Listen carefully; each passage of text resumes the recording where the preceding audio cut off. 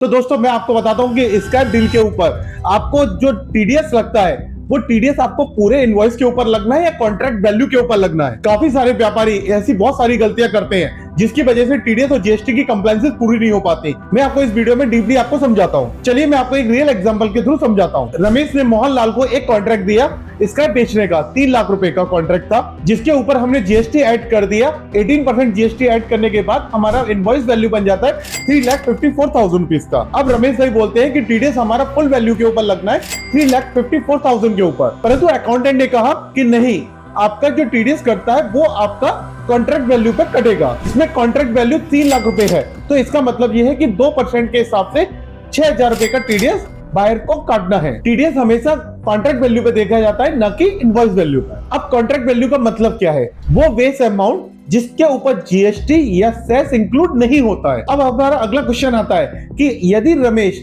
इस इनवॉइस को 2 वैल्यू में कन्वर्ट कर देता है, यानी पहला इनवॉइस 2 लाख रुपए का होता है, दूसरा इनवॉइस 1 लाख रुपए का बनता है, तो उस केस में क्या टीडीएस एप्लीकेबल होगा?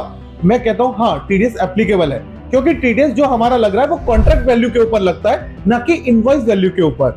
इस केस में हमारा कॉन्ट्रैक्ट वैल्यू 2,50,000 रुपए से ज्यादा है, तो टीडीएस हमारा एप्लीकेबल होगा, चाहे इनवॉइस की वैल्यू 1 लाख हो चाहे 10,000 रुपए हो। तो सिंपल फंडा आप याद रखो, इनवॉइस मत देखो, कॉन्ट्रैक्ट वैल्यू देखो। As per the law 2.5 lakh रुपए से ऊपर कॉन्ट्रैक्ट वैल्यू है तो आपका टीडीएस काटना मैंडेटरी है। दोस्तों इन फ्यूचर यदि आपको स्क्रैप की डील करो तो आपको कॉन्ट्रैक्ट वैल्यू याद रखो और जीएसटी टीडीएस आपको बेस वैल्यू के ऊपर काटना है। यदि आपको ये वीडियो यूजफुल लगा और आपके काम का है तो हमारी इस वीडियो को लाइक करें, सब्सक्राइब करें।